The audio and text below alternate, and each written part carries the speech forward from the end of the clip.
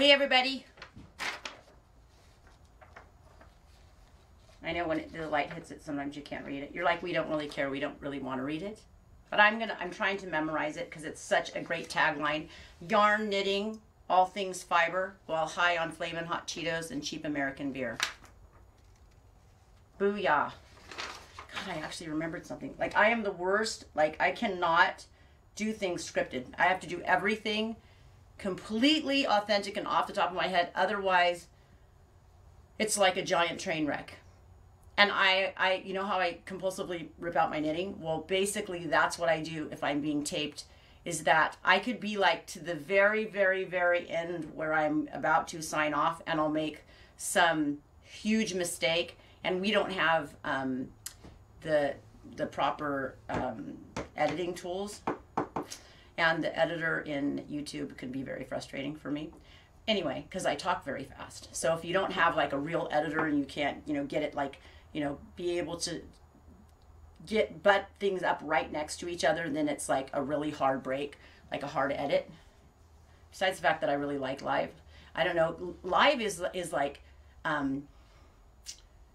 it's really, in some ways, it's like if you're a thrill seeker, which I'm actually not a thrill seeker, but because you never know what you're going to say wrong, and you can never predict how good you're going to be. It's like anything.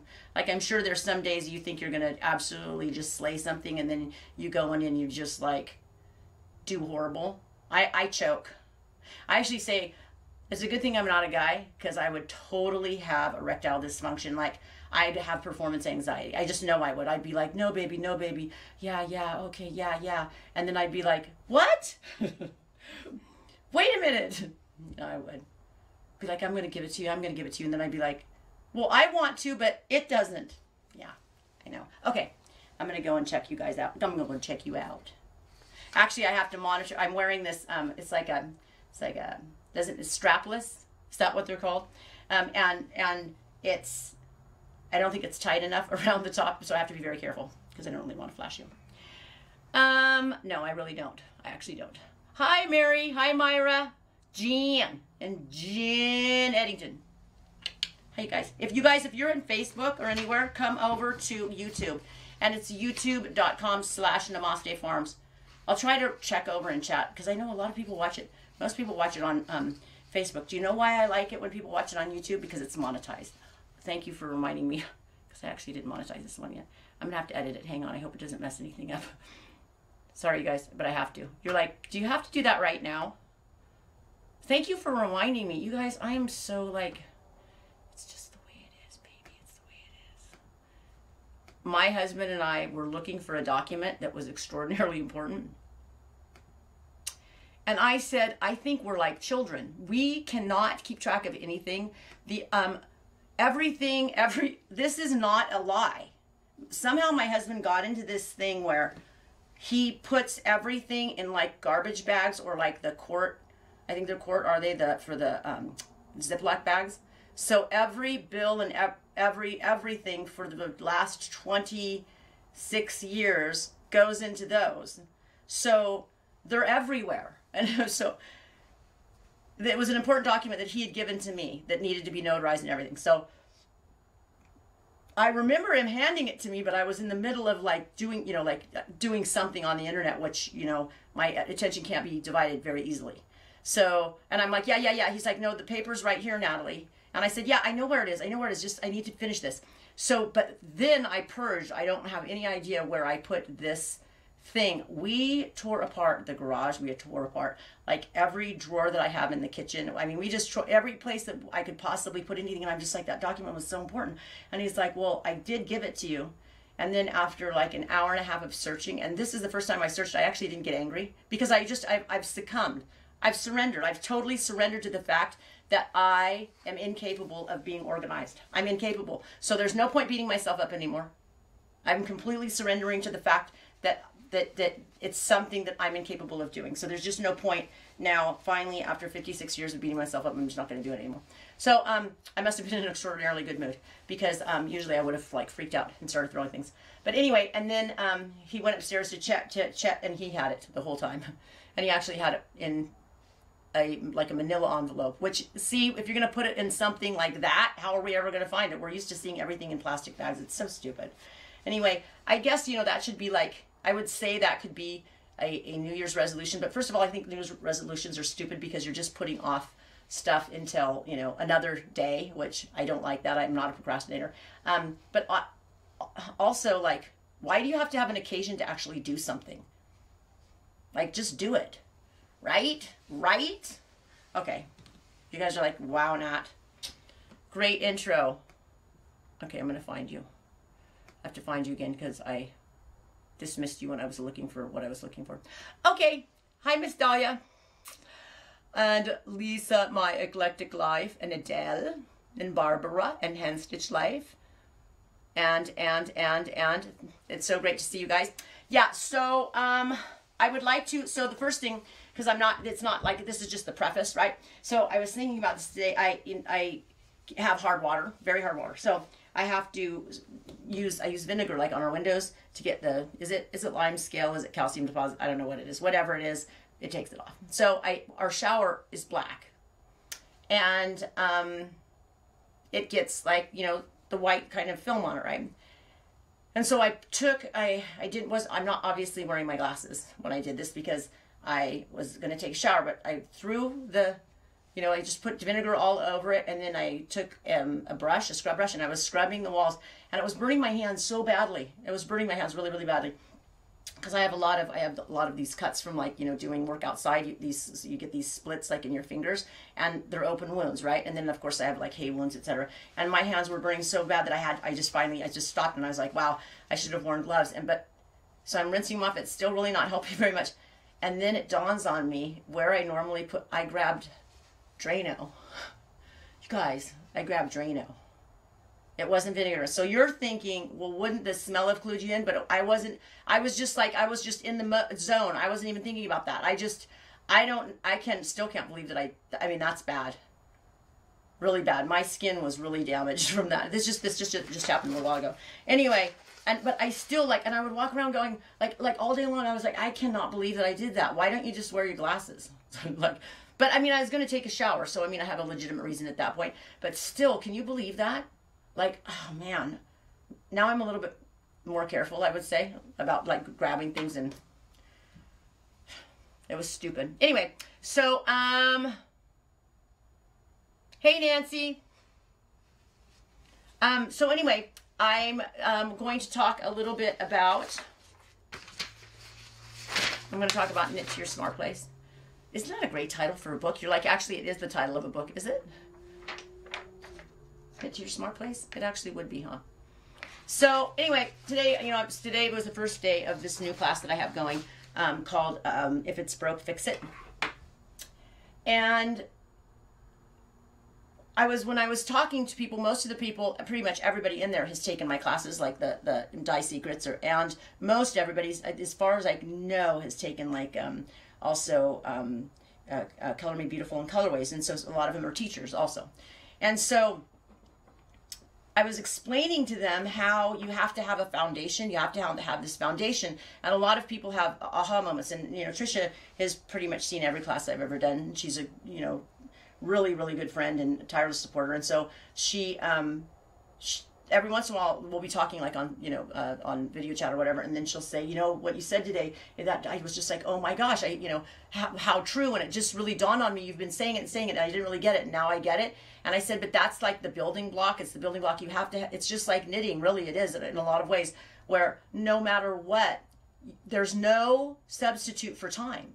There's just not. So like, you can be a prodigy at something, and of course there are prodigies that are they're just natural, they're just freaks, like where they just get everything and they're just able to do things that really, it's abnormal, right? They're able to just pick something up and really excel at it immediately. But you know, I'm just a regular person. And so I have to have you know, a solid foundation. And so the first episode, you're like, we're only on episode 3, but that was so long ago. It was like 3 weeks ago. Anyway, I had said that I like to remember my patterns, but, and I do. And I then jokingly said, well, obviously they must be really hard, lol. But the memorizing comes from just the way that you do the stitches, like so that you aren't, especially when you're doing short rows and you're having to do make ones and right leaning and left leaning. So every pass you're doing it, you know, you're doing it this way. So you're doing it like to the left, and then you're hitting your short row, and then you're going back and you're doing it to the right. So you're making one right, making one left, making one right, making one left, making one left, making one right, making one left, making one right. And so just being able, without even having to think about it, doing your make ones properly and not having them lean the wrong way, because just let me tell you, and especially when, because this pattern, you're shaping the shoulders first. And once again, I'm talking about, once again, you're like, you haven't even mentioned it today. It's the Agawa pattern, Junko, Akamoto. You're doing your shoulders first. So if you're going to make a mistake, you've just started it. And if you can't, like, if you can't fix that mistake, like, once, if I've made a mistake, and I was so far, and I made a mistake where the short row, instead of moving to the other needle and bringing my yarn, moving back, bringing my yarn around, I brought my yarn around, brought the stitch over, and brought my yarn back. And so I had done that like 10 times, so I did it the wrong way. Even though it was having me, I was then ending up knitting in the right direction, or purling in the right direction, and then knitting in the right direction. So and here, you know, it's at the beginning, there's no way to keep that. And I'm not talented enough to fix that. And instead of like this is 11 times now I've done it. I've started the sweater 11 times. And I don't get mad about it. I just don't, because I see that as that building block. It's that building block where I'm going to keep making that mistake, or those mistakes, until I've made them enough where I won't make them anymore. And that's the foundation, so that when I execute the sweater, I'm not going to have a mistake in there, because I will have, and obviously, you know, at some point, you know, you're going to get so far that it would be worth it to, you know, rip something out. But if you've done every single turn and wrap wrong, even though it was consistent, so it actually didn't look bad, but but the second that I realized what I had done, I didn't want it anymore. I would not, there's no way that I would keep going. And so it's, and the other thing is that looking at the symmetry of your, looking at the symmetry of your make ones and the way that they lean. And I have done ones where they didn't lean the correct way. I made a mistake, and you can't even look at it. Like, it's so blaringly obvious. And thinking about having that right here on your shoulder, like right here. Yeah.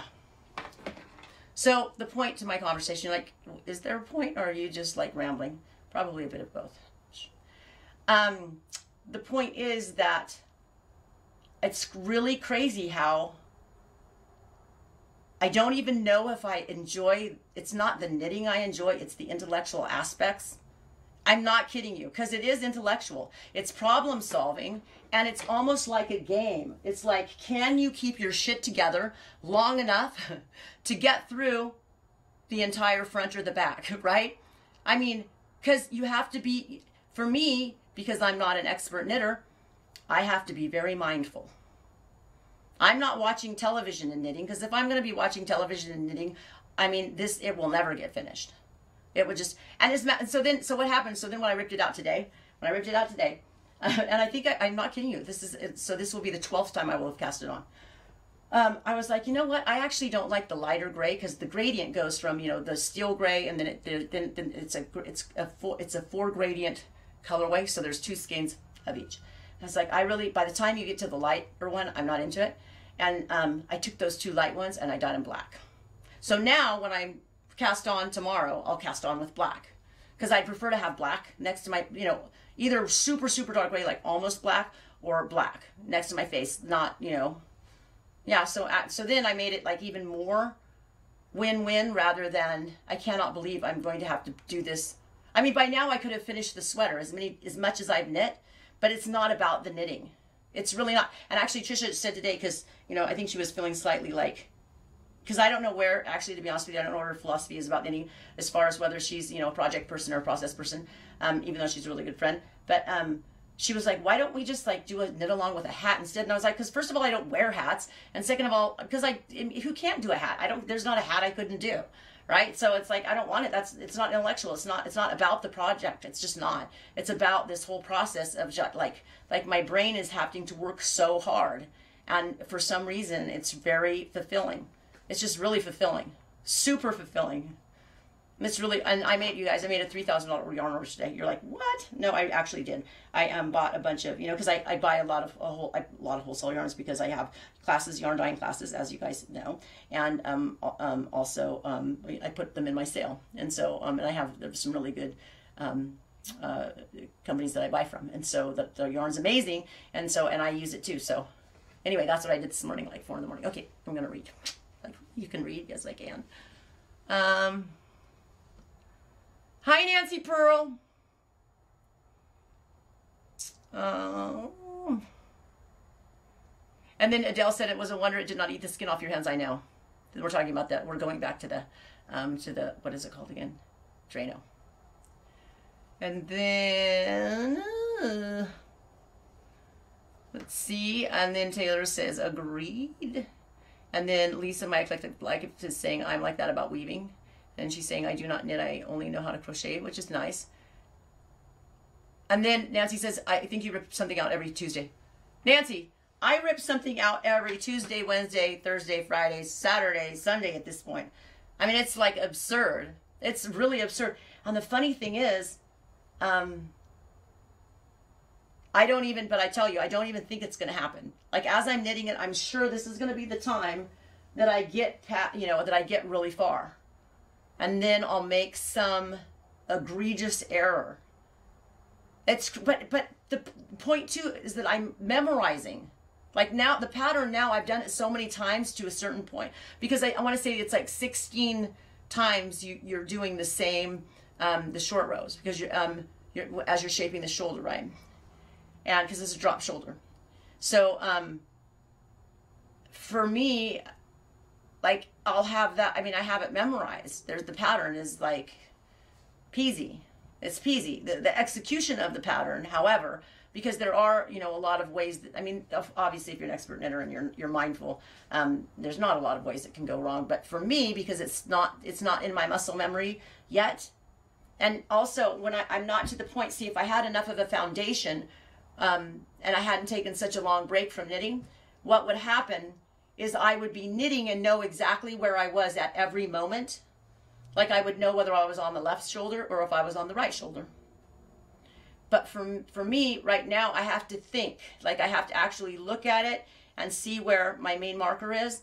And then I know, but I'm not, as I'm knitting, I should know where I am. And I don't yet. But I will. And the only way I will, though, is to pay attention to what I'm doing. And one thing that I could do to help myself is make different color markers on the left than the markers on the right. And then I would know the second, then it would help me, rather than, I end up not doing that. Whatever marker is available is what I, throw on there. But I need to color code it, and that will help me. Anyway, you're like, we don't really want to know about you and your knitting because unless it's going to be something really difficult. Anyway, moving on. And then Nancy is saying, I've been washing the cheese water and it's gorgeous. It is actually really amazing. And that was really an inexpensive one. And then Taylor's saying, do I ever drop down to fix and pick up again? I can do that with some stitches, but like the wrap and turn thing that I messed up, there is no way. There's no way. And then I can, it's hard, it's hard because I'm looking at it and on this pattern on either side. Okay, so because of the way the shoulder is, on either side is a make one. And then you make one going over and you're going to wrap and turn, make one, knit, make one, knit, wrap and turn, knit, make one, knit, make one. Go past the main marker to the other side. So you've got those make ones and just that one little stitch right down the middle of it. And because you know how the make ones, like it's not all, it looks all scrunched together at first, and then the ladders don't look perfect because it's, because you're in the middle, it's like on the needles and it doesn't look. So I'm looking at it, I look at them and I'm trying to like visualize you know, to make sure I haven't made a mistake. And if it's a mistake in one of those, I have not, like if I either forgot one or undid one, I can't fix it. And so I should actually practice. That's what I was thinking actually today. I should practice all of those things, like deconstructing each of those stitches to figure out how to fix it. I mean, obviously I can, you know, I could easy peasy with if it was like a mistake on a knit or a purl stitch, or I had like dropped an entire stitch that I could fix, but this other, like, it would be difficult for me to fix. There's actually, I've ripped it out because I've done that. Like I'm looking at it and I'm sure that I missed a make one, and I'm like, okay, now what am I going to do? So, and then it's blaringly obvious. But I think, you know, fixing your mistakes is the most important thing to anything. Hence the reason I'm doing this class called If It's Broke, Fix It. Because I think everybody, if you can't fix your mistakes, I mean, then you're not really, I mean, you're not really a true artisan of that. Anyway, let me see what you have to say about that. Yeah, I need to deconstruct the stitches. And part of it would be, right, this is the other thing that I think everybody should do. I think you should, like, draw it out. Like, how this stitch, because that would be, I'm an auditory and visual learner. I can't learn just by looking at something. I have to also hear it. So, but just like taking notes, writing notes, you like learn. So I think to visualize the stitches, and I do that with the way that when I'm picking up left leaning or right leaning, like I pay attention, you know, and I drew that out. I just drew it out to you know, so that I would know that I would never do it wrong. But I need to be able to do that with the wraps, so that if I ever mess up a wrap, like what I did today, I would be able to go back and fix it. And the same thing with the make ones. To go and actually draw it out how they're going, and then so that when you make a mistake, you'll be able to fix it. I mean, there's just, it's really like, I never looked at, you know, I didn't care before about all this other stuff. You know, I could, you know, if I had a problem, if I messed up in the middle of a project, I'd have my friend come over and help me. That's what I do. But now I don't do that because I don't want to wait. I want to keep working. So I'd rather, it's going to actually be more efficient for me to just rip it out and redo it than wait until she can come over and help. And I guess the answer would be, well, don't you have a local yarn shop? No, Temecula does not. I think the closest one is San Marcos, which is like an hour and something away. But Taylor, I need to do that. And then I'm knitting the Igawa. It's called Igawa. And it's Junko Akamoto. It's like a simple looking pattern. I mean, it's really simple. It's not even an intermediate pattern. And then Taylor's saying it's not the work that's hard, it's having the right attitude that's hard. Ah, that is true. Well, I normally don't have the right attitude. I am, oh my God, you guys, one time, so my husband had bought, this is like, God, just like 15 to 20 years ago. And I think we just moved here, and we didn't have a lot of money. We still don't. But he bought, I want to say it was like a, it was like a expensive, like a steel a weed eater. One of the gas-powered weed eaters, and I wanted to. He wasn't here, and I wanted to weed eat. It was brand new. It had never been used, and put all the fuel in it and tried to start it, and I couldn't start it. And Temecula is really hot, and it made me even way hotter. And I was dripping sweat trying, and it's really hard for I can't even start a lawnmower like that. Having to pull, I only can pull so many times, and then I'm exhausted. I mean, my arms aren't very big, and that's just a different kind of a movement I'm not really very good at. I'm gonna be straight. And I was so pissed off at that thing that I grabbed a shovel and it was in a zillion pieces. Sean comes home, and I was so pissed off that I wouldn't even clean it up. I just like left it out there. I was like, it can just die out there. It can just die, right? And so he comes home, and my husband, I do have to love him because he is very, he just understands. Like he just gets it. He's super patient, but he understands that I like blow a gasket. And he's like, well,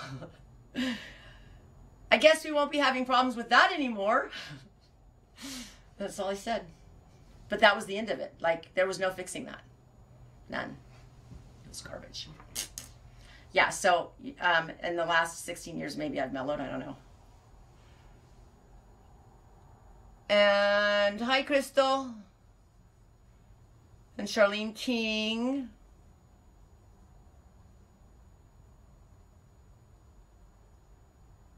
And Charlene King says, I'm becoming a fan of Lifelines.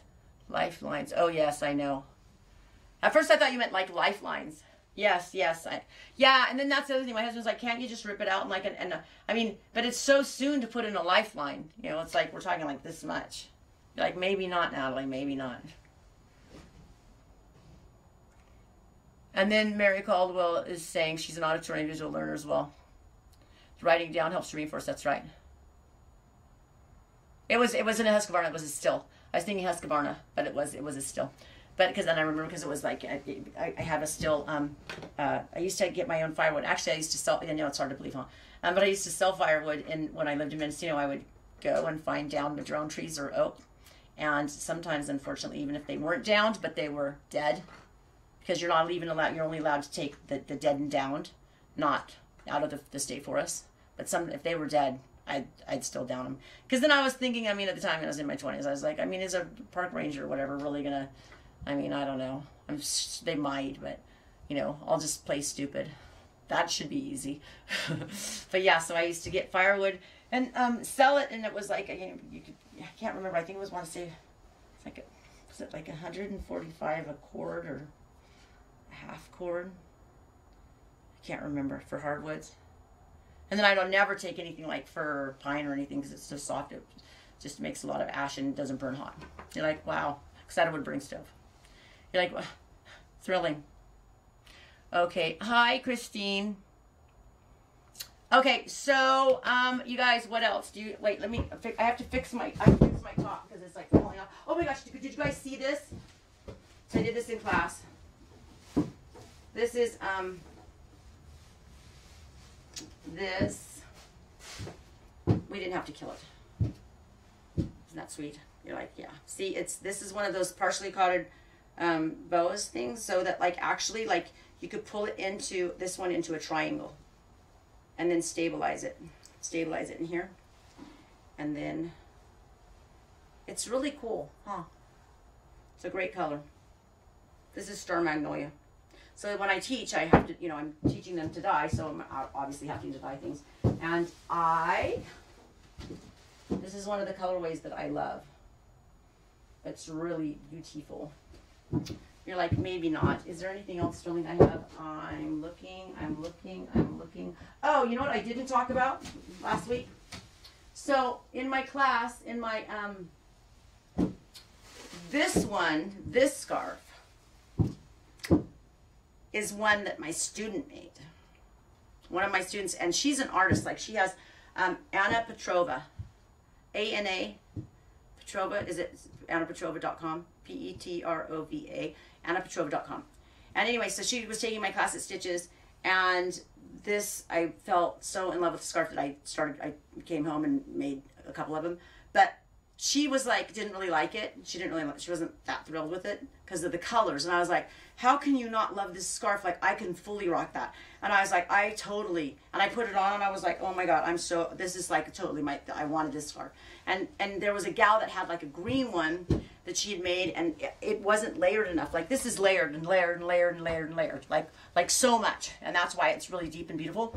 And this other lady's, it was green, but it was like, you know, 4H green, and like it just wasn't a good green, and wasn't layered. It just didn't have a lot of depth. But for some reason, because it was green, Anna liked it. And the gal that had the green scarf liked Anna this one, and so Anna goes, well, let's trade. And the gal goes, and just, you know, it was like a reflex. She's like, okay, yeah, let's trade. And then Anna put this scarf on, and people were like, oh, Anna, that looks so great on you. That looks good. Well, that looks, and it really wasn't that great of a scarf, but it actually looked really good on Anna. That lady's face, she wanted that scarf back now. It's the takeaway. And you could see her face change from so happy that she was going to get this scarf and to hating this scarf and wanting her scarf back. And you could see like the wheels. It was so, the whole thing was really interesting to watch. And Anna was not taking that scarf off. And Anna knew too. And so finally, and then the gal goes, actually, you know, I would do it if it wasn't for my daughter. when like a few minutes ago it wasn't for your daughter, like you wanted to trade, but now you want it.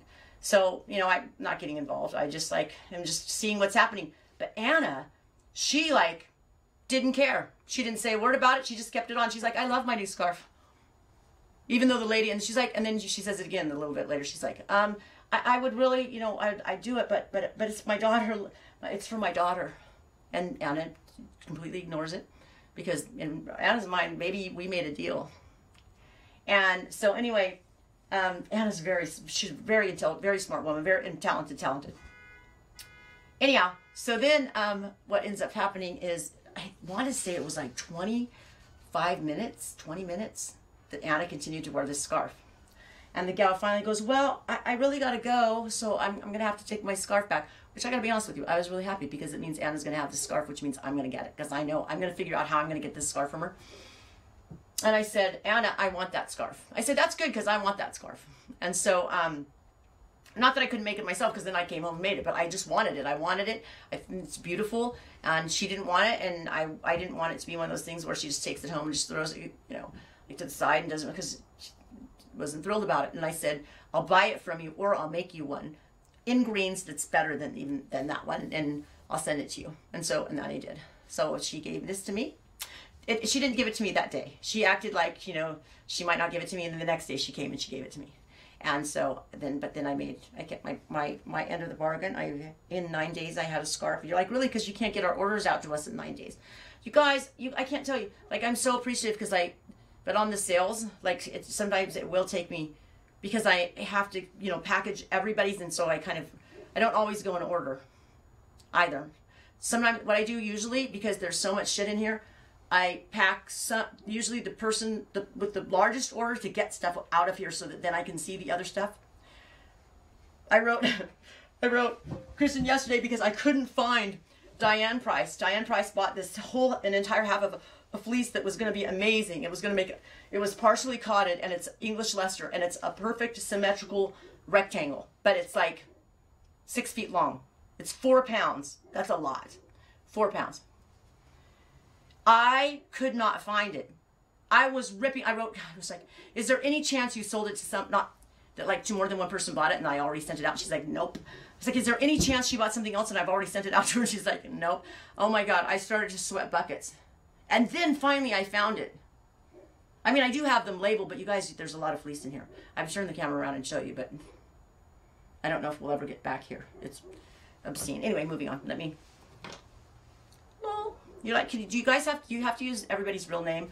I am not so creative that I can come up with somebody's, you know, like pseudonyms. I can't. Aliases. Just can't. Thank you for liking her. And it looks brown in here, but it's not. It's the lighting. This, actually it does have a little, it's like a blackish brown. It's a lot darker. I love this scarf though. And there's a lot more, like the white isn't quite as, the ivory isn't quite as white here in real life. It's like more of an ivory. And then some of it's pink. It is stunning, but thank you. And it looks like it's kind of, you know, it's just so great. And one of my favorite things to do is wear it like a stewardess. Like I put it around my neck because that's the thing when you guys know, when we get older, our neck is not great. So like I like to tie them like this and then tie it in a bow right here. And I call it my stewardess look. I tie it in this bow and then, you know, and then I try to tuck my extra skin underneath. You're like, did you learn that from the drag queens, you know? Yes, I did. And then I actually took my passport picture like this. And then one time I had done a retreat and I was coming back, and of course, you know, they ask you for your passport or your ID. So I had my passport. And it was the exact same outfit that I'd taken my picture in like a year earlier. He's like, wow, you must have a variety of clothes. You're wearing the exact same thing. He goes, I've never seen a passport picture look so much like the person, because it was the exact same scarf too. Is that crazy? She's like, wow, Natalie, you're just full of fun stuff today. You guys have already been, I talked for like 2 hours and 14 minutes earlier. Like when I was doing my class. And then so I had these Airbnb guys last night, and they're younger. And One of them is a dancer in Vegas, not like a stripper, but like a dancer. I didn't ask him, you know, because I don't know. I don't know why I didn't ask him. I guess because I was actually getting frisky with my husband, and again they came, and I had to leave, go down there because I thought they were a couple because, you know, because it says that there's a full bed, and then if you need another bed, you have to let us know ahead of time because we'll make one. But that, you know, there's only the ones made up, and so I hear the Airbnb notification. That's the only notification I get on my phone is the Airbnb, and I hear it go off, and I look at him and I'm like, I have to, it's Airbnb. And so he's like, I thought it said it slept 4. It's like, it does sleep 4, but you have to it says if you have actually read, which I never would either, by the way. And I tell them that, but it does say you have to let us know. So then I had to go down there, and also they were going to have to pay an extra $30 because he brought someone else. And I said, I will not charge you the $30 if you do not make me make the bed and you just sleep on the couch. And he was like, yeah, that's totally cool. I'll sleep on the couch. He goes, I'm a couch surfer. And I was like, cool. Like, that's called win-win, baby. Yep. And then, so I did get him sheets. And I said, I hope this doesn't bother your masculinity, offend your masculinity. I brought him pink sheets with little sheep on them. Serious. He just laughed.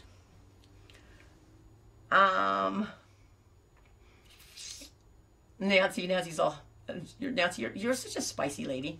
Nancy, just to let everybody know, Nancy is a Spitfire, and Nancy is tiny, like I don't know how tall you are.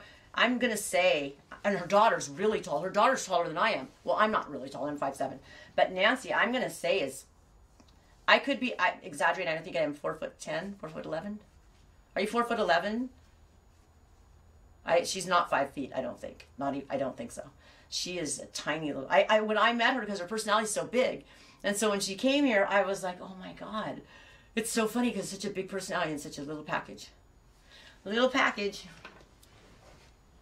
I'm gonna refresh to make sure I'm not missing anyone.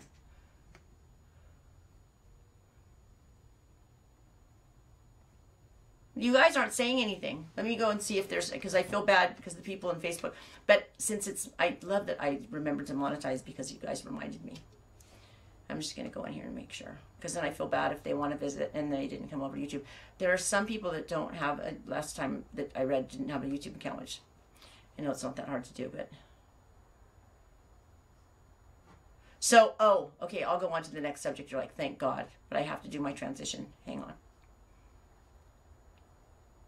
Okay, hi Lisa. Lisa Crawl. And I'm happy you caught me. And Gail.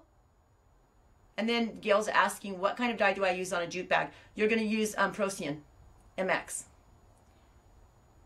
And then I'm still looking. And they work totally different. Gail, the Procyon, you're going to do it. They take time, but they actually will start interacting with the sodium carbonate, and so they don't last very long. So you don't want to constitute the dyes, you know, ahead of time. You want to like do it, but that's what you're going to do it. And it's different because it's not like when we're dyeing protein fibers and, you know, we're using heat usually, and we're striking really quickly. We're trying to get it to strike quickly. Or with the yarns, you're not trying to get it to strike quickly, but so it takes longer. So you can make a mistake and fix it, but then again, it's harder to control if you want to have multi colors. It's harder to control, you know, and get them, you know, because you'd have to redo it and then wait and then redo it and then wait, that kind of thing. But you know, heat makes every reaction go more quickly, so you could use heat, but it's not the same. It's not the same as using acid dyes. Acid dyes are, I mean, that's my specialty, is using acid dyes and protein fibers. I love protein fibers, obviously, because I raise sheep. So why wouldn't I? Which brings me to, it's not a transition. It's more of like, you're like, do we have to revisit this? But my new thing is like cruelty-free. Like I'm saying, this is my new thing. Cruelty-free is inhumane. I do believe that because they end up dying, and it's not that, you know, I don't eat animals, and obviously they're dying. Oh my God, do you remember that? Remember that movie? What was it? It was the caveman movie, and they were eating the girl's arm. They like cut her arm off and were eating it. What was that one called? Do you remember what one? Come on, you guys. It's the caveman movie. Oh my God. It was so bizarre. That movie was so weird. I keep wanting to say Clan of the Cave Bear. No, but it's like, was like a, supposed to be like a, not documentary, but like a documentary. Like, I can't even imagine. It doesn't matter. Moving on. But anyway, so, you know, I mean, it's not that I'm against, having meat animals, etc. But like in the name of being humane and people not using animal protein fibers, well, then he just gets shot because nobody's going to feed him. So how's that cruelty free? I'm not sure, but I think shearing him probably is better than just shooting him. Like, I mean, that's just my opinion, and I could be wrong. It's happened, I think, every time I knit, I'm wrong. That I will say.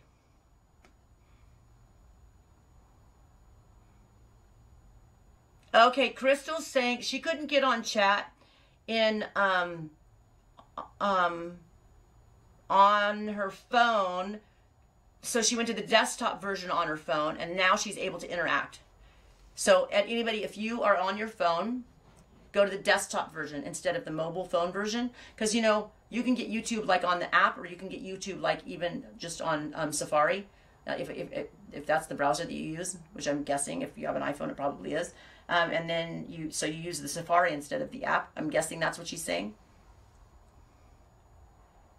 Ah, Amber, Nancy's a 4'11". I knew you were very, very petite. And then Emma Lemke says, I want sheets like that. They sound amazing. My husband will hate them. Well, he really would hate them. You know why? Because they only have them in twin. Oh my God, you guys, go to Society 6 and put in sheep sheets or sheep duvets. You guys, come on. Like, there's some really, so I got my daughter some sheep. I don't want to say it because no, she doesn't watch. But anyway, I got her some for Christmas, but I'm not going to say just in case she stumbled upon it.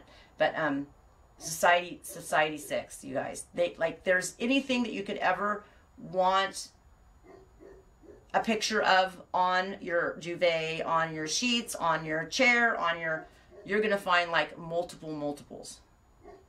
I want to beat that dog, but she is a Pyrenees, so she can't help herself. I want to just take her trachea and just like squeeze it when she's barking and just stop her from doing it. And then Lisa is saying, sharing them something they need to have. That's right. At least now it's because most breeds do not shed. That's right. They don't shed. Unless they get like wool break. I mean, remember that, or those pictures of like, there's been a couple of them of those sheep like Shrek. And he had like 60 pounds of wool, that merino that got. The thing that's just amazing is that he didn't get wool break. Because they will fully, like, I've had ones, they look like they went through chemotherapy with wool break. Like, it fully, every bit of it just completely dropped off. And their skin was just smooth. Like, from a really high fever. The only time I've seen it that dramatic, actually, barber pole. That happened with a couple of my Gotlands with barber pole. This is way before people knew that much about barber pole. They did in the mid-states, or, you know, where it's wet, like Pennsylvania, which is, you're like, no, come on, isn't that more East Coast, but still, it's, you know, really wet climate, but people thought that we didn't have it. This is so stupid that we didn't have it on the West Coast, and especially in California, and I'm like, but I have animals from like Pennsylvania and Oregon, you know, because of course it's also wet. So if it's wet, barber pole is the problem. Anyway, so, and that was when they thought camelids couldn't get barber pole. And I had a llama, and I call it, we call it in, I don't know what the scientific term is, it's a dish pan. It's like when they start leaking fluids it's like they end up having like this edema, and it looks like a dish pan that's underneath them. And so I had this llama that I loved, and she had this dish pan, and I knew that she had barber pole. And I took her to the vet, and I said, this she has barber pole. And they're like, they can't get barber pole. Camelids can't get barber pole, and we don't have it here anyway. And I was just like, okay, you're just stupid. And I treated her for it, but she ended up dying. And it was from the barber pole, by the way. Anyway, barber pole's just a killer. I call it killer in the grass. Killer in the grass. So I only have one paddock. And I also, they're gonna know this later on, but this still no one will say. And I had on Blog Talk when I had Blog Talk a few years ago. So it's possible. I haven't read any scientific papers about barber pole in the recent, I don't know, in the last maybe 5 or 6 years. But the foremost specialist from, I want to say it was Louisiana State University, I had him on Blog Talk, and I told him my thing with barber pole, and that my animals could get it if they had never been on pasture. And he's like, that's not possible. They must be putting their nose through the fencing and getting grass on the other side. I said, listen, I live in the desert. Cactus, baby, cactus. They're not. And he's like, it's not possible. But I truly believe that there are eggs that sequester themselves in the gut lining. And so animals that have had it, they can still shed it. And because the lambs eat the fecal matter from the adults, and that's part of how they get the bacteria. They start getting the flora and the rumen. That they can pick it up. So if they're in an environment that's wet and conducive to let's say it's been raining a lot, and that's happening, they can get it. And then usually what the first thing that you notice is that, and I do here in my lambs, is that they will look like, it seems like they have pneumonia, and then you'll treat them and then they're fine. And then the second you stop giving them penicillin, they're sick again. And then they end up getting usually coccidiosis because their resistance is down, and then they will die. And in Angora goats, it always happens that they get edema too, but they get the bottle jaw, and they also get that dishpan. And so, thankfully I've slayed barber pole because I don't put my animals on pastures anymore, and it's been so long. Actually, that's not true because I just got ones from the Ruperts, but I did just get ones from Pennsylvania recently, but they must be more resistant to it than the Angora goats and the Teeswaters and Wensleydales. The Teeswaters and Wensleydales just have zero resistance because our gene pool is so tight, really, really tight. Anyway, and I'm sure, and Jeff Rupert is a veterinarian, the guy that I bought in my last, the last sheep that I bought. Anyway, oh my gosh, hi Kay. Kay says, hello from the UK, spinning, never mind, love your work and delighted to meet you in person, 3 County Show in Malvern. Yes, I was there, and I loved it there. I did love it, and I met a lot of connections for wool too. That was really a treat, actually, going to the show. They show so much differently than we do. It's completely different. And then they have it's a OPP. We call it OPP. They don't. They have OPP, certified OPP free, and they're not allowed to show in the same ring as the ones that are not certified OPP free. That's really interesting. And OPP, it's a ovine progressive pneumonia for us. And it's passed through the colostrum and in high dosages. And so I do find it interesting because I think there's very little evidence to support that it can be transmitted, because it's very delicate, it doesn't last on surfaces. And so as far as I know, the evidence is that they can pick it up just from being next to each other. There's no evidence to support that unless there's something that's changed.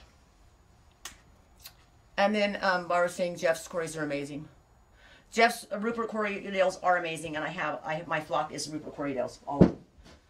And now I have my flock is getting up to weight. I'm looking. I want to show you guys something. Let's see. What am I going to show you? Hang on. Look over here. I'm going to walk behind you. Is that so rude? Let's see.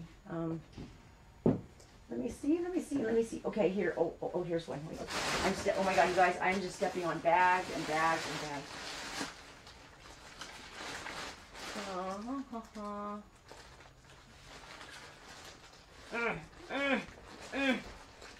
You know what one of my least favorite weights of yarn is?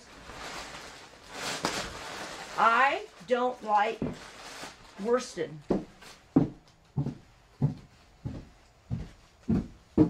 I was going to grab one. It's so ugly. Anyway, so I was talking to, one of the things I was talking to Tricia about today was, she was like, you know what, since you've ripped your sweater out again, why don't you just bring one of the sweaters, because I've knit several sweaters from this one pattern, but all of them are from my own yarn, like my Huntsman yarn.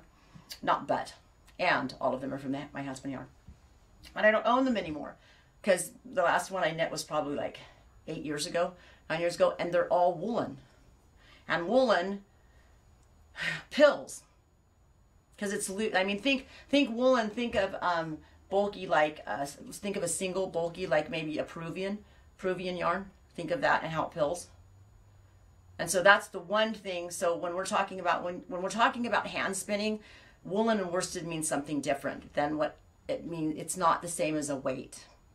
So when we're talking about worsted, like a worsted weight, it's totally different. It doesn't mean the same thing as when I say worsted.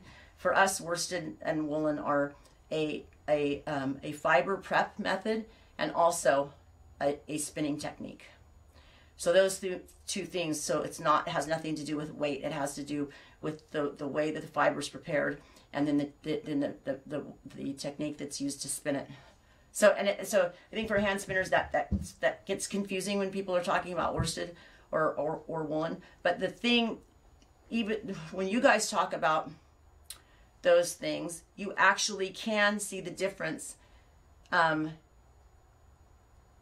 because there are also worsted and woolen yarns that you have, but they're made commercially. But it's so hard for someone like me to see the difference, except if you're doing something that requires stitch definition. Then you can clearly see that the worsted has way better stitch definition than the woolen. But when we're talking about worsted and woolen, it's so obvious when you look at them. Like, you don't need that light almost fell. You don't need to like really look. I mean, it's just like blaringly obvious. And me using the example of like a Peruvian, like really loose, bulky single yarn, and obviously it's a woolen as opposed to like something that's, you know, tighter and is very strong. You would know would be like a worsted. You're like, we don't really even give a shit. Okay, here, I'm going to tell you. Here's my making my transition. Get ready. Sometimes spit is good. You're like, are we really going to talk about your saliva? You guys, this is a true story. Let me put a piece of gum in my mouth, which is so rude, but I'm going to do it anyway. You're like, you did it last week. Why is it rude this week and last week? Well, last week I was hoping you wouldn't notice. Okay, so you're like, is it all you talk about is having sex with your husband? I have sex with my husband a lot. I will tell you this, though. Okay, so this is true story too. Before I get to this other one, this one is on intermission until I finish this one. So I went to finish my master's. Okay, so if you start getting units for like your master's degree, those units only last so long. And I want to say it's 7 years. I don't know if it's the same in all schools, but at Cal Poly San Luis Obispo, I want to say it was 7 years. And I had got my undergraduate, I want to say in 1995, and it was 2005. I just had I had a baby a couple months beforehand. I had Jane. So I had Jade and Jory, and I think Jory was 3, Jade was 2, and Dane was 4 months old. And my units were going to expire. And so I told my husband, I don't want my units to expire. I'm going to go to San Luis Obispo and finish my master's. I'll take the babies and I'll leave you with Connery. Roni wasn't born yet. And San Luis Obispo was 5 hours away. And and Connery was like 12 years old. So my husband was like, okay, I think that's that's cool. So I was telling my dad, this is one of the last times I talked to him. I was telling my father, I said, yeah, I'm going to take the babies and I'm going to go. I got into the master's program. I'm going to finish my master's at Poly. Hang on. Shit. Hang on.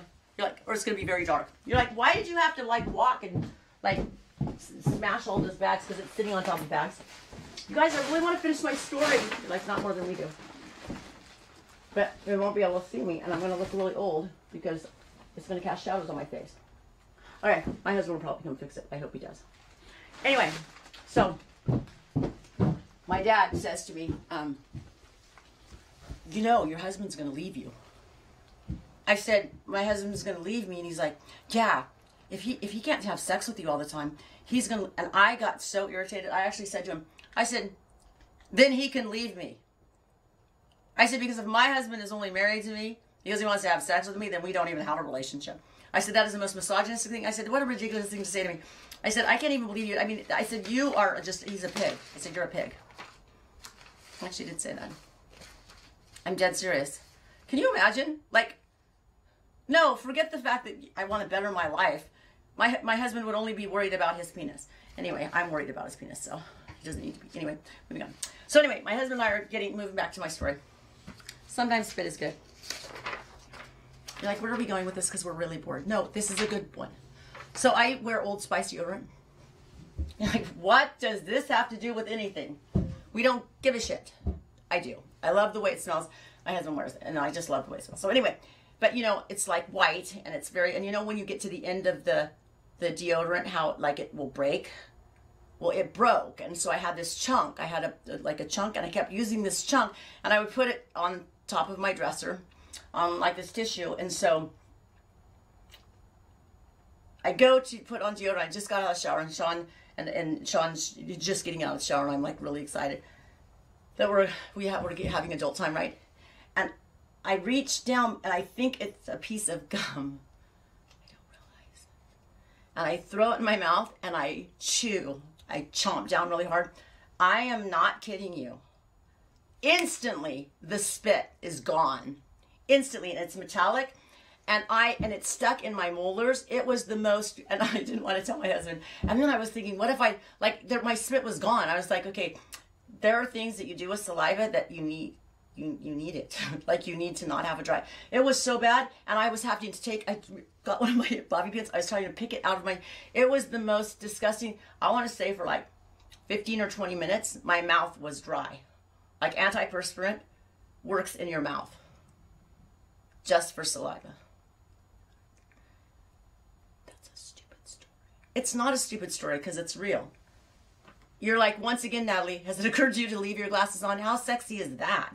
I'm sorry. I know that the sexy librarian teacher thing is in, but I don't think it's sexy, and I don't like to wear my glasses. I just don't. And I need to. But I obviously, you're like, how many stories have we had now where my favorite thing is, you guys. So the Airbnb, I have two couples that are incoming. We're in Airbnb both for 2 days this weekend. So one of the couples is young and kind of like yuppie from Los Angeles, and the other couple's like more like in their 40s and they're from Las Vegas. But it's hard for me because the little picture of the person, and I'm normally not wearing my glasses. So I don't know who's who, it doesn't matter. So this couple is telling me, oh my gosh, you know, they want me to show them around a little bit, and I have time, so I show them around. I introduce them to Nest, I show them, you know, Lacey working. And they're like, yeah, we're going to adopt a dog. We really want to adopt a pit bull. And they're saying, and I was like, oh, this is a perfect place to do it because there's so many high kill shelters. And so what I do is, and then they ask me a couple places to go, and I, you know, tell them. So then I come right in the house, and I start writing them so that they'll remember the places that I've told them. And then I give them links also, in addition to the high kill shelters here that have, and that I had just looked, and I had seen that there were a bunch of pit bulls. So I said, there's, you know, several of these dogs. I don't know.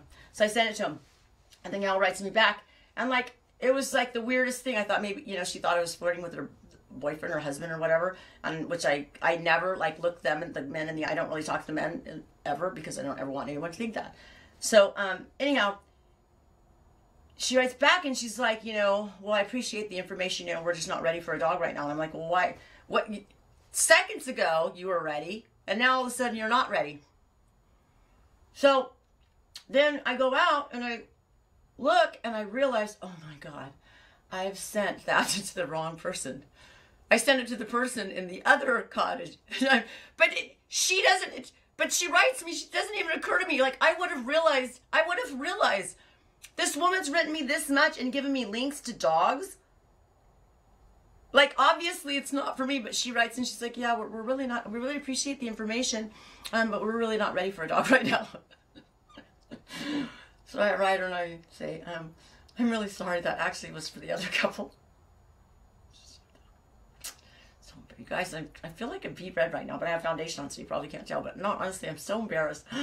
And then that night, so the people that it was supposed to go to, I didn't even like copy it and send it to them. I was like, you know, it's, okay, well, the moment's gone. I don't feel like going through all that again.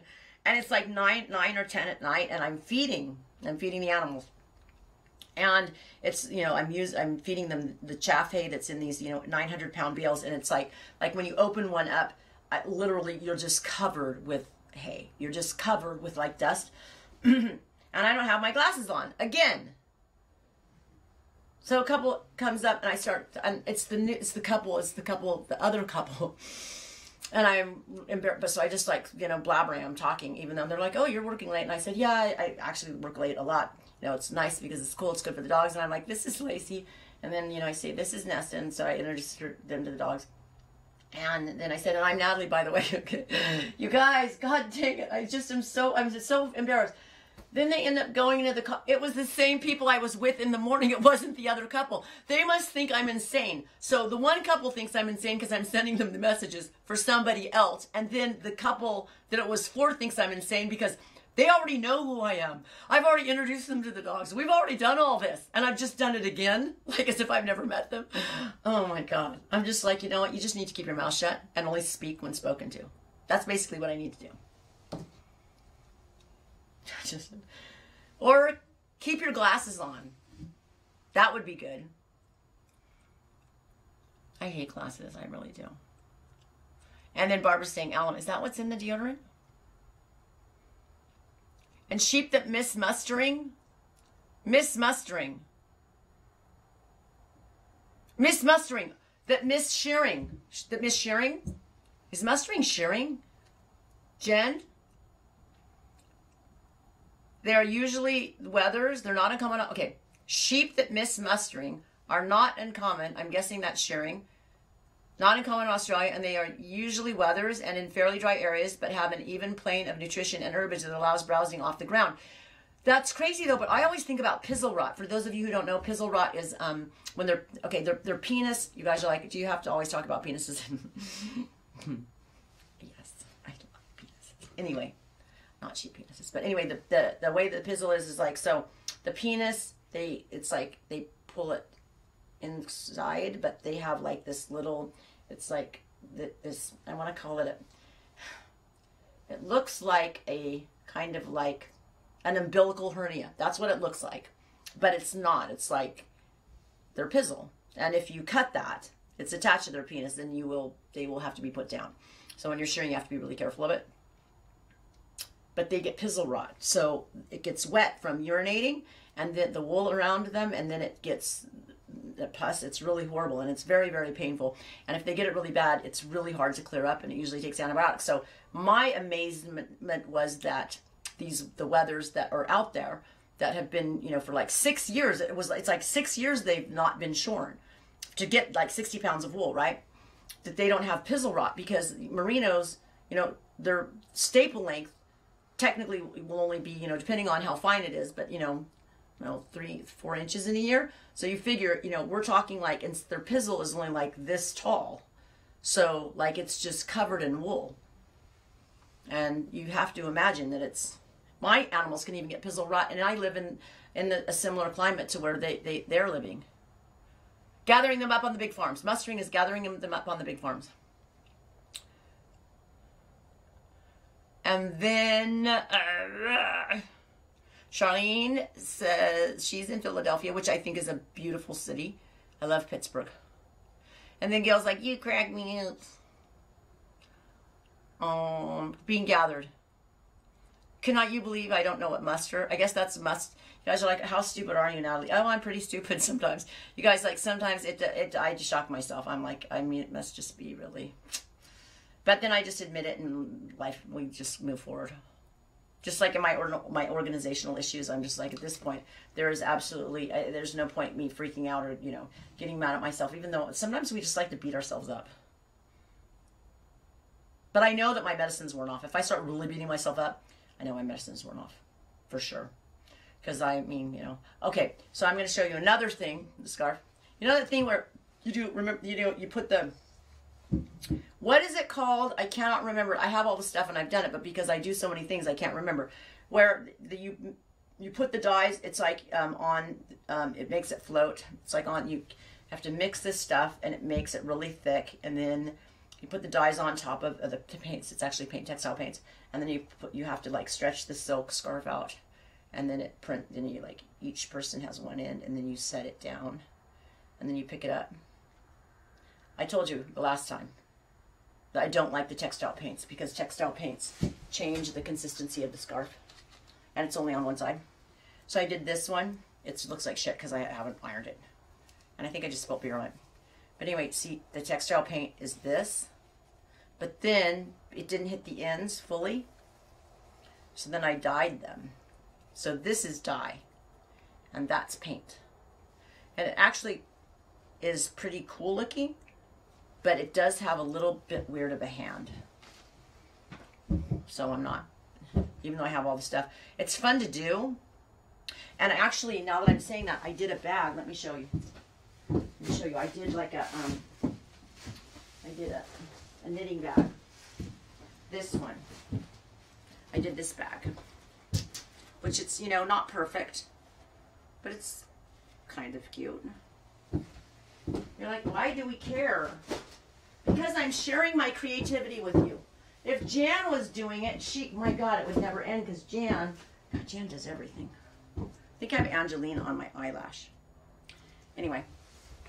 Okay, and anyway, so that I did conclude that sometimes spit is good, and I want you to know that getting frisky could be one of those times. You know what I have to say?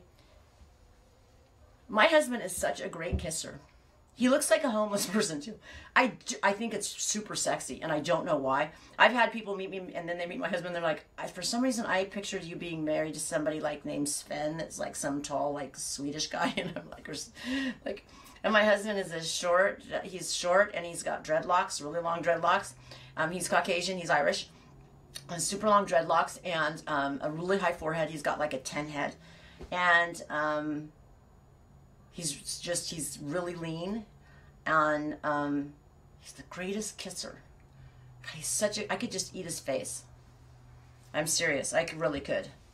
He's just such a great kisser. You guys are like, okay, could you just move forward with our topics instead of talking about your husband's kid? He's really a great kisser. I'm not kidding you. You're like, I know what you're going to be doing later.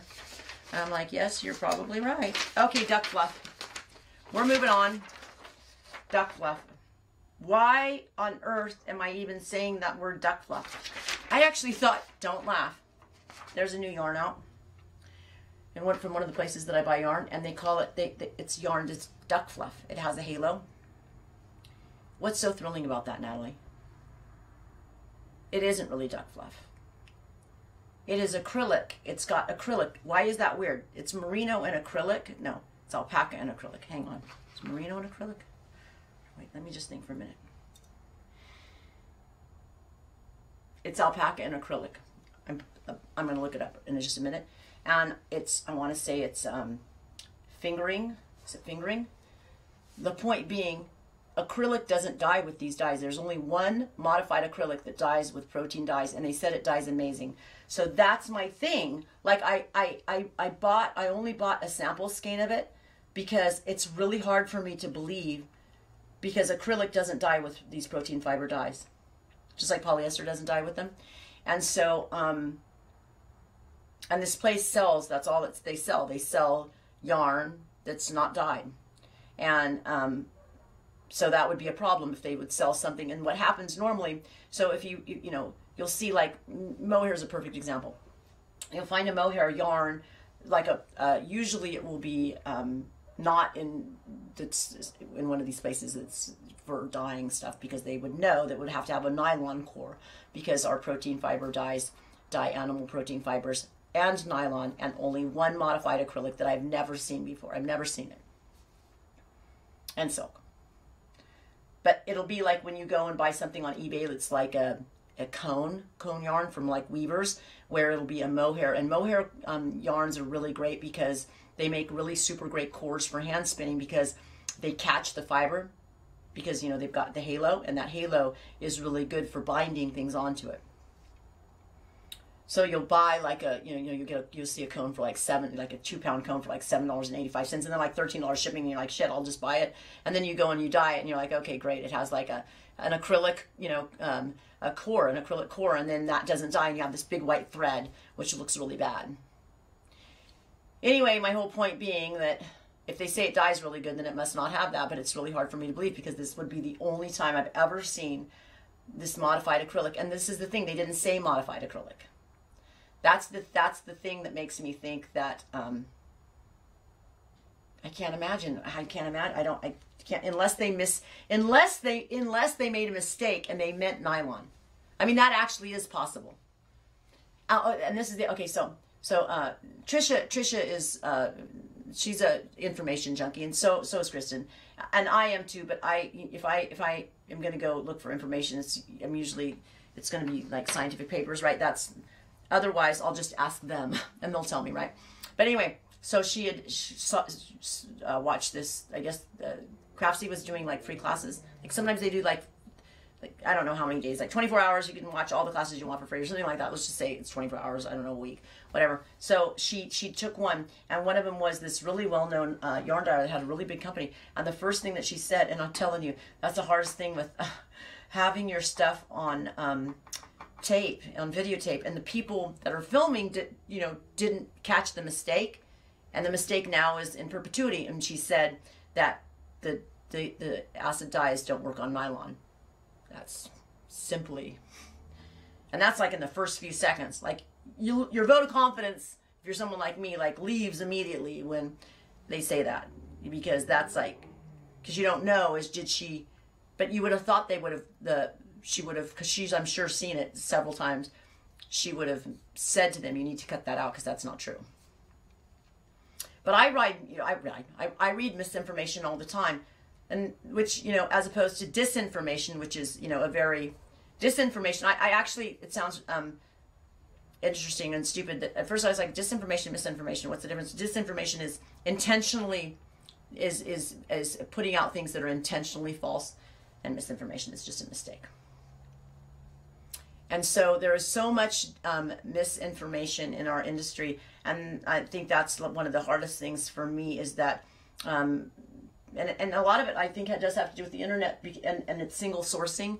You can never single source something. And everybody's entitled to change, like I make mistakes, or there's things that I just learn, like I learn more. So I may have had a stance, set 6 years ago, and if somebody, let's say, watched a video from 6 years ago, well, now I don't think that anymore. I don't, that's not the way I do things. Like, and I actually write that on my dyeing videos. I'm like, this is not even close to what I do anymore. Like, I know so much more, but I leave it up because it still helps people. And the funny thing is that the reason why some of my videos seem to help people is not even because the information is that great, because I wasn't teaching then. I was just like putting myself out there, totally different. Now I'm a teacher, like I have a board, and I'm like, in an outline form, writing, explaining things in depth, citing scholarly articles, totally different. But what people will tell me is that it gave them the freedom to not be afraid. And like, fear really has no place in art. And I mean, that's really a true statement, is that whether it's knitting, like if someone were to say, I want to knit that pattern, but I'm afraid, so really, like, peel the onion on that. Like, what are you afraid of? I mean, like, I want to identify what is it that I'm afraid of, and now I want to conquer it.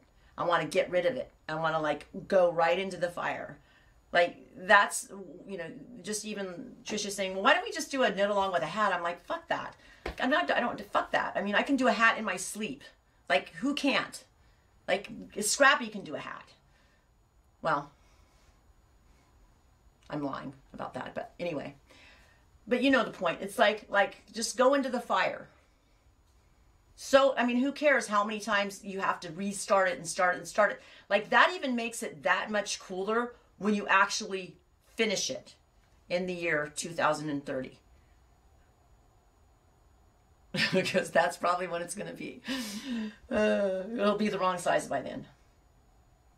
Anyway, moving on. You guys are like, we're so bored right now. Could you just get drunk? Because it's a lot more fun. If you guys really want to, I will. Okay. Water marbling. That's what it's called. Thank you. Water marbling. Water marbling is the textile stuff. And then Jen says, many merinos are fairly bare-bellied. My theory is the herbs. That's, I don't know about I have merinos. They're not, and my Corriedales are definitely not bare-bellied.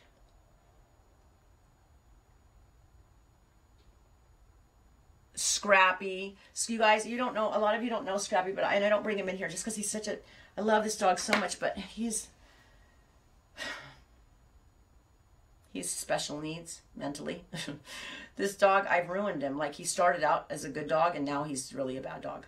He really actually is a bad dog. He barks incessantly. He urinates wherever he wants. Okay, my favorite thing is, you're like, how many favorite things do you have? A lot. So I think I did tell you, I was doing a live stream, like it was live, totally live. And it was during Christmas time. And I said, oh my God, there's Scrappy. And just as my husband was panning in on his face, he lifted his his one leg, and started urinating on the Christmas presents. And that's a true story. And there are people, I'm sure, that are in here that saw that happen. Live. Up close. The second it like panned in, he lifted his leg and urinated on the Christmas presents. I'm telling you, but this dog I'm so in love with. He's a great kisser too. God. So weird. Anyway, moving on. So you guys, listen, so this is the thing. I'm thinking about doing, so I am going to do this is what I'm telling you. And we are going to do a knit along. And this is what the other reason I wanted to like really get through this is that if somebody wants to do it and then has fear, and I told you fear has no place in these things, that I could do like live streams and help them through the, for everybody, and just say, okay, so now like this is the section like we're on, and this is, just make sure you don't make this mistake, this mistake, this mistake, and this mistake, and then, and then explain the whole way to deconstruct the pattern and the stitches so that people don't, the people that want to do it don't feel like a failure, and that you can end up having like something. And this is the kind of sweater I think that is pretty much something that, I mean, I can't imagine. It's a pretty easy to wear sweater for someone that's bigger or someone that's like my size. So I just think it's really a great pattern as far as that's concerned. But is it knittable? I don't know. It doesn't look like that. Of course it is. Miss Dahlia witnessed it live. Thank you, Miss Dahlia. And then Nancy watched it. And Amber said, I can't knit a hat. I can't knit shit. You can too. And then Barbara says, yes, you can. Just knit in the round stockinette and then start decreasing every other row after 4 inches.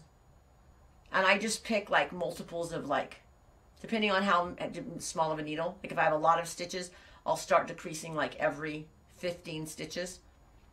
And then I'll start decreasing after 15, then I'll start decreasing every like 15, probably like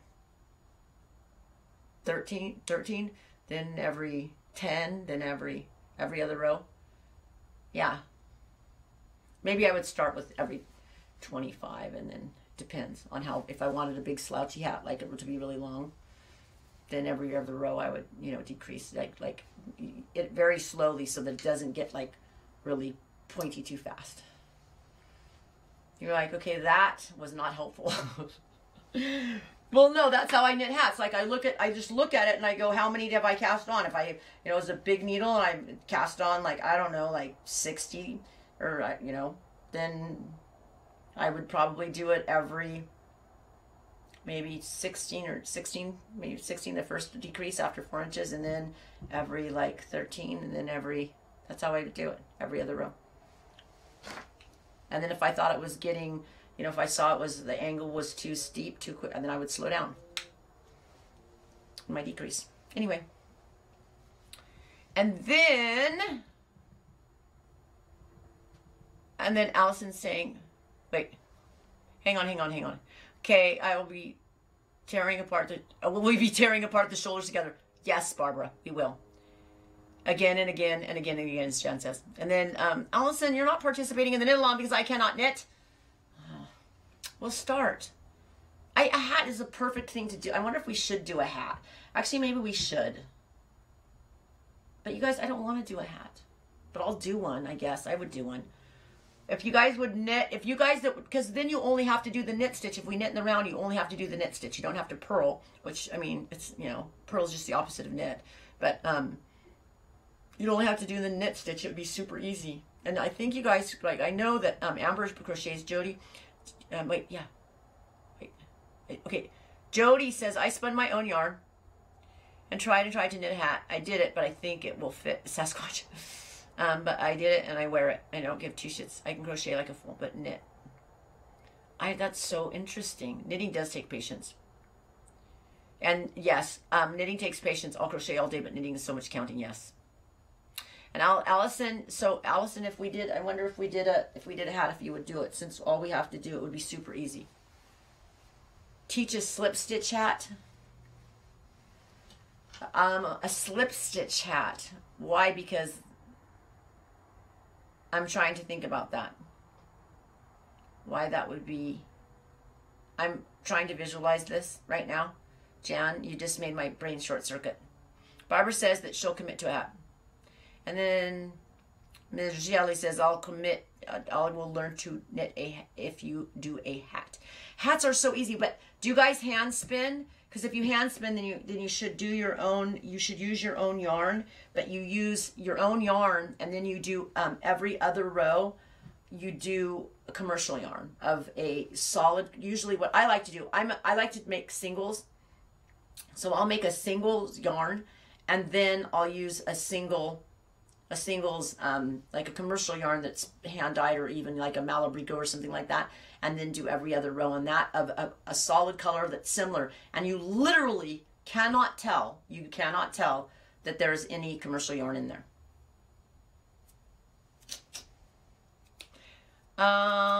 So you aren't so bored, Jan saying. Slip stitch.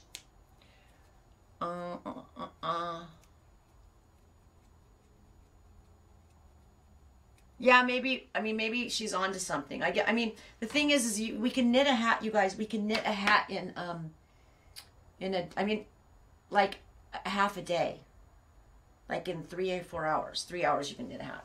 I mean, that's when I knit hats. I mean, I knit one when Jan was here, because she taught me something, and I had to spin the fiber and then knit the item. Oh, I made this one. I can't put it on. I did the yarn. This is one I love. This is one. Wait a second. It was like a fade. I did this. Okay. I did this hat, and it's actually okay. I warped the yarn, and so this is one skein of yarn. So I didn't. It's not like I didn't change yarns, but I dyed it in a fade. So up here is the darkest part, and then I did a speckle. A dark speckle. So I did a fade on one skein of yarn simultaneously, but one in speckle and one in solid. And then, so it was self-striping. That's what I did. And this was such a fast knit. I think it took way longer to warp the yarn, because, you know, to do self-striping, you're going to have to, you can't, to stripe, you can't dye in the skein, because it'll be just variegated, right? I mean, I'm just going to draw that just so anybody who isn't understanding what I'm saying, I'm just going to draw it. And my artistic skills are amazing. I'm the worst drawer, and I think I'm going to have to use my lip gloss to do it. I'm kidding. Okay. If I have this skein of yarn like this, and I try to dye it, and I dye it like this, like across like this, so I dye this, let's say this in blue, green, yellow, red, it's just going to be variegated. If I want to, that'll be the pattern. Like, but every, and you know, in every X amount of distance, you know, it'll just be a repeating pattern rather than a gradient. To make a gradient, you're going to have to warp off your yarn. And so that's what I did.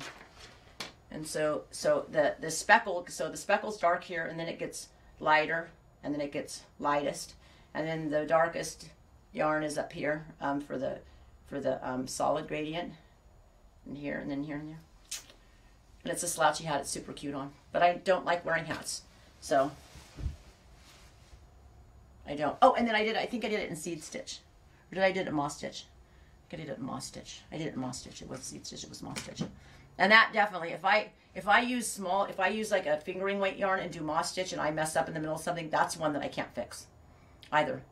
Laura, I was actually knitting in a fingering weight hat at Laura's in New Jersey, and Laura could fix it.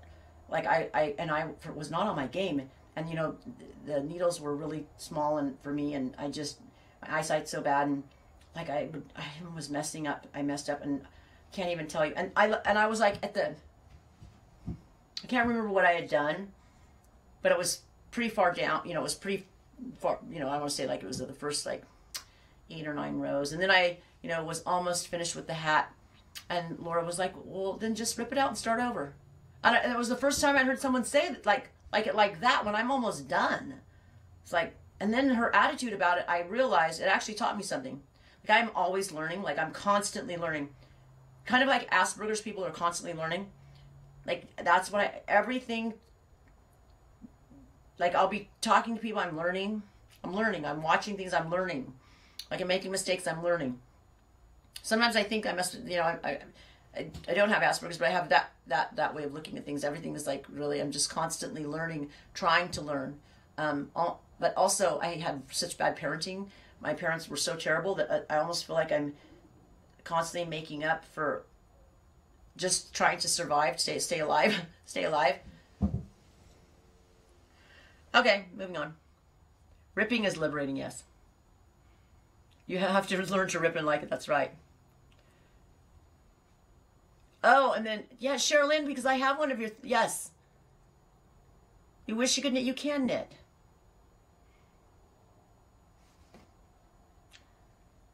Can we start after Christmas? Yes. And then Jen was talking about the commercial types of, that makes sense. The commercial types of merinos have bare bellies than the ones that run on the big stations. And bare bellied than the Tasmanian ones. Yeah, aren't my genetics Tasmanian? I think my Corriedale genetics are Tasmanian. Those are such nice sheep. God, they're nice sheep. And you know, my cheese waters and Wednesdays, and someone's going to say I own them and they are friendly. I'm telling you, for the most part, they're not friendly. Sheep and cats are the 2 things that get feral the easiest. By the way, you're like, just such a wealth of information. I know. Okay, you guys, I'm hungry and I want to go put my mouth on my husband's mouth. I'm not kidding you. I actually do. So you're like, what are you going to have ripped out next week, Natalie? Probably the same sweater. But we are going to do, our first knit along will be a hat. And then what we'll do is Jan, I just know, Jan's such a great teacher. Like Jan's a really good teacher. She's like, I know where we're going with this. Jan knows where we're going with this. She actually is, and she cares. She actually does care. Even though she's grumpy cat and she looks really like she's mean. And she can be, and she can throat throttle. That's what she calls it. God dang, she makes me laugh. I'm going to throat throttle them. I just love her. Anyhow, but Jan, I'm counting on you to help because I'm sure that can we do a live stream where we like teach people to knit just the knit stitch in the round? She's like, yes, you can, Natalie. No, Jan, you too, because you're really good at that part. What part can I do? I can watch. She's like right now hating me. Oh my God. But we could do a knit along just of the hat, and we're going to start after Christmas because Allison wants to. And I am going to get a darker foundation. I decided that. Okay, you guys. So don't forget that we have Reading Method group where, guys, I'm not trying to sell you anything. It's free. And there's all these tutorials on stuff too. On stuff. That sounds so educated. And there is Marketplace Monday where Reading Method students are the only ones that can post their stuff. But on Wednesday, anybody who has fleece can post their stuff for sale. And it's to help people be able to sell their goods. And then Fiber Notions Friday. So if you have things that you like, stitch markers or whatever, and you want to sell them, you can, you know, anything having to do with fiber. And then also, I just started the Fix It, but I think we're going to do a yarn class, the yarn dyeing class, which is really good. And it's like a short course, so it's like over 4 days. And then it's like an hour and a half to 2 hours a day, and teaching you how to do gradients, speckle, solids. And Kristen's been wanting me, because a bunch of people have been asking, but I'll let you guys know. We'll probably do it sometime in February. I'm guessing it's going to be, and you guys, then you can, if you can't make the live class, you can watch the recorded version for 2 weeks after the last class ends. Is that what we're doing? I think that's what the girls have decided. The girls, you know what I really do? The girls that help me, Kristen and Trisha, like if they say, I give them a lot of power, but then you can't, when they make decisions, you can't second guess them or negate them, because then they'll never make decisions. And so it's so helpful, because they're both really good about making decisions. So that's why they always have to tell me things. They're like, this is what we're doing. And I say, okay. Because I always think people wonder, why am I saying, I don't know, I have to check with Trisha and Kristen? Because I do. I have to check with them, because they're the ones that are making those decisions. And then they just tell me I'm more of like, what is it called? Like a worker bee. Like whatever they say, that's, they kind of run the business, essentially, is what it is. Like, we didn't give a shit. We really didn't. We just want to know more about yarn and shit. Well, we're going to talk more about that next week. So I will see you guys on Tuesday. I expect everybody to be here, because if you're not in chat, it's very lonely. I wouldn't even know, you guys, it would be horrible. It would be horrible. I love when you guys come to visit. And also, if you really want to visit, you have to go to YouTube /Namaste Farms, because that's the primary place. Why do I do it? Because I actually, it's monetized. And so it does help me, because I'm just a farmer trying to buy my alcohol, trying to feed my animals, I meant. Bye, you guys. Be there, be square next week. And don't forget to subscribe. You're like, could you say that without slurring your